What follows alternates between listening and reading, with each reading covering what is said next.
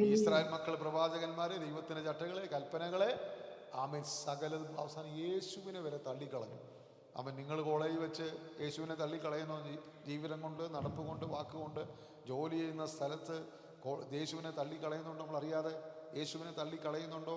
യേശുവിൻ്റെ മഹത്വവും ദൈവത്തിൻ്റെ തേജസ്സും ദൈവത്തിൻ്റെ മഹിമയും വെളിപ്പെടുത്തേണ്ട സ്ഥാനത്ത് ഈ ലോകത്തിൻ്റെ വ്യവസ്ഥയോട് ചേർന്ന് അവരോട് ചേർന്ന് യാത്ര ചെയ്ത് പോകുന്നുണ്ടോ?